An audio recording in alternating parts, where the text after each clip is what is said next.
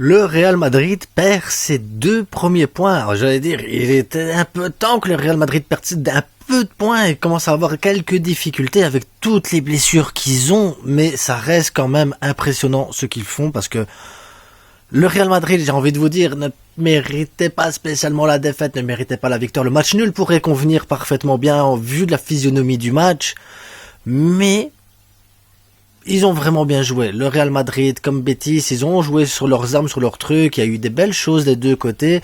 On va revenir sur le match maintenant.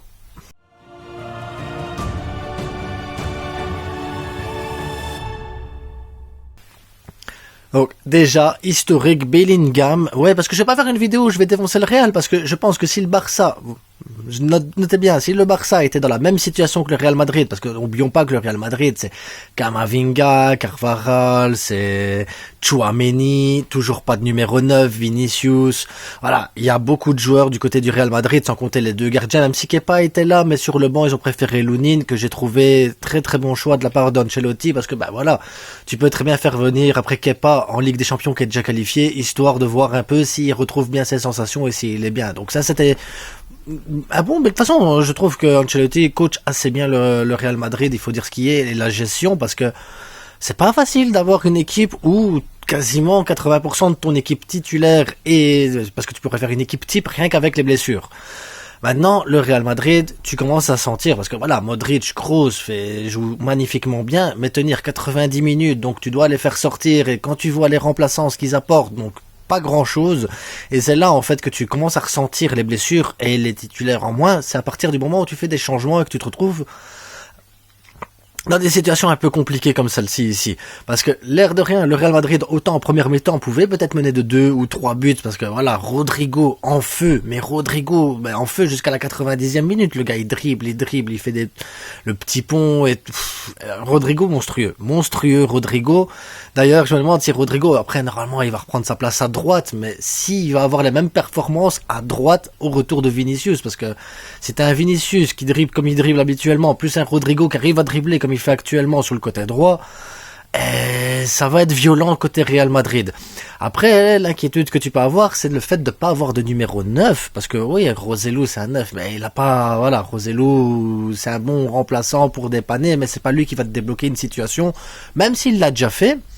Mais ça manque au Real Madrid un véritable neuf à style Benzema, donc il faut que le Real Madrid, ou cet hiver, ou pour la saison prochaine, aille rechercher un vrai neuf, parce que c'est ça qui les a empêchés aujourd'hui d'aller chercher le petit but qui manque pour eux prendre les 3 points réellement.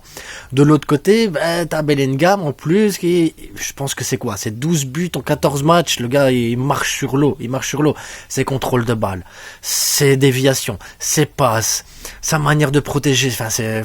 Bellingham il est trop fort les gars, franchement j'ai regardé le match comme ça et je me suis dit, est-ce que ce gars-là peut chercher le Golden Boy et le Ballon d'Or en même temps, parce que il est trop fort actuellement. Pour moi, il est au-dessus de tous les autres joueurs qu'il y a en Europe ici actuellement, parce que voilà, et c'est fou. Ce qu'il réalise, c'est fou. Il faut pas minimiser, parce que moi, je vois bien avec le Barça, beaucoup, on me dit, ouais, il faut laisser le temps, l'adaptation, c'est pas facile et tout. Le gars, il est arrivé, t'as l'impression que ça fait 10 ans qu'il joue au Real Madrid, et ça fait quoi? Ça fait 4 mois qu'il est là, et 10 ans, il avait 9 ans, il y a 10 ans. C'est un truc de fou. Ce gars-là, il est trop fort. Bellingham, il est trop fort. Le Real Madrid a vraiment pris une bonne pioche là-dessus. Il est trop fort. Bellingham, il est trop fort, les gars. Mais malgré tout, Rodrigo qui dribble, qui percute et tout ça, malgré Bellingham quand même, son but encore une nouvelle fois, la petite passe au-dessus, elle était magnifique, la passe au-dessus, le contrôle, poitrine, se retourner, mettre entre les jambes, tu vois la technique, la justesse, la vista, tu vois, dans ce but-là, tu vois toutes les qualités de ce joueur-là, la manière dont il peut se projeter à l'intérieur du rectangle, c'est... Mais malgré ça, malgré une défense qui était quand même pas mal du tout, parce qu'il faut dire ce qui est, Lucas Vazquez, il a quand même fait son match, tu vois, là-bas, Rudiger a été bon, des bonnes transversales, je savais pas que Rudiger savait faire des transversales à la Sergio Ramos, j'étais pas au courant, Mendy a été solide aussi, et tu vois que malgré tout ça, le Real Madrid n'a pas su aller mettre le 2e ou le 3e but. Et c'est là que je reproche au Barça, c'est de pas tuer les matchs. Le Real Madrid, cette fois-ci, n'a pas su tuer le match, et fait extrêmement rare, c'est que le Betis a eu des occasions en première mi-temps. ont eu des occasions en deuxième et n'ont pas tué le Real, et le Real n'a pas tué le Betis derrière. Extrêmement rare. D'habitude, si tu tues pas le Real te tue juste derrière.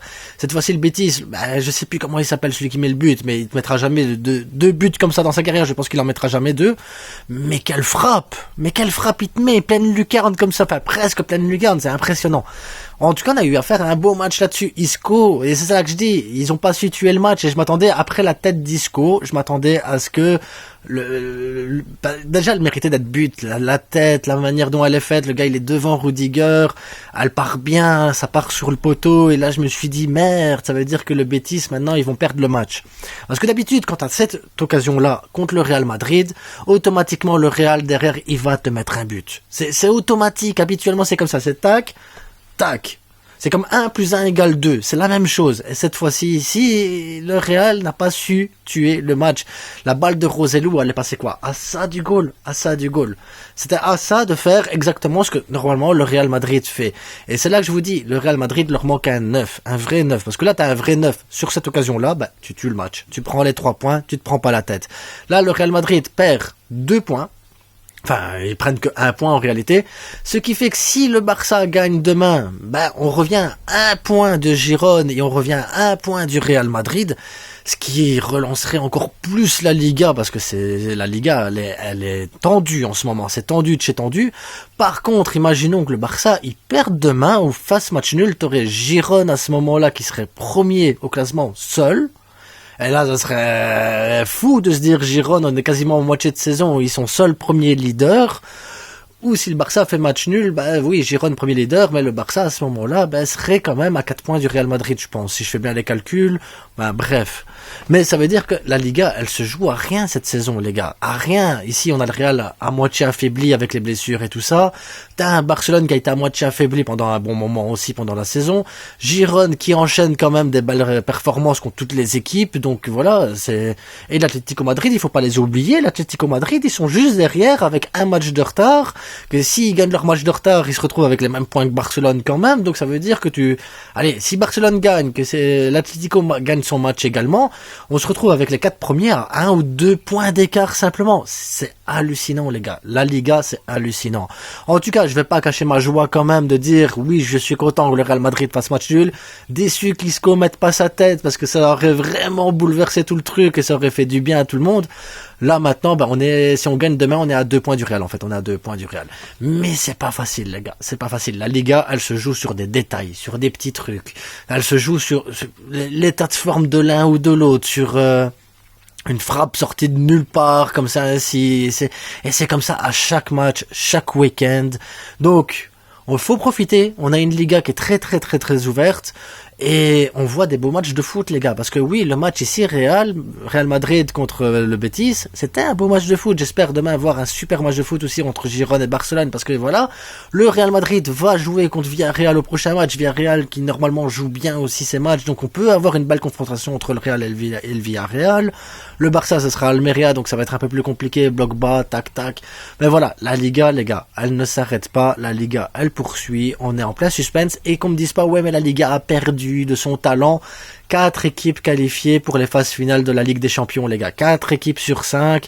Séville va se qualifier pour l'Europa League. Donc, non, la Liga n'est pas plus faible. Non, le Real Madrid, malgré les blessures, n'est pas plus faible parce que l'air de rien, les remplaçants font le taf, que ce soit Brahim Diaz qui a été excellent aujourd'hui. Brahim Diaz, voilà, est excellent aujourd'hui. Rodrigo sur le côté gauche prend son rôle et prend très bien son rôle. Bellingham au-dessus du lot. Modric, Kroos, franchement, ça maîtrise bien. Non, on a vraiment un très beau championnat et des très belles rencontres actuellement. Il faut en profiter. Maintenant, voilà, au Barça de faire le taf et de revenir sur le Real Madrid un petit peu, de relancer encore plus cette confrontation, pour encore plus la Liga, pour dire de vraiment avoir un truc de fou pour la moitié de saison et voir vraiment comment ça va se passer pour la prochaine pause qu'il va y avoir pendant Noël et Nouvel An, faire le point, chaque équipe et tout. Bref, 2 points de perdus pour le Real Madrid. Au Barça d'aller chercher les 3 points demain. Et on se retrouve demain de toute façon. Et je pense qu'on parlera demain d'une vidéo sur Aroro qui doit aller au Bayern. Ce sera plutôt... ouais, c'est bizarre. En attendant, n'oubliez pas, c'est que du foot. Abonnez-vous, likez, partagez. Et on se retrouve demain pour le débrief à chaud. Ciao!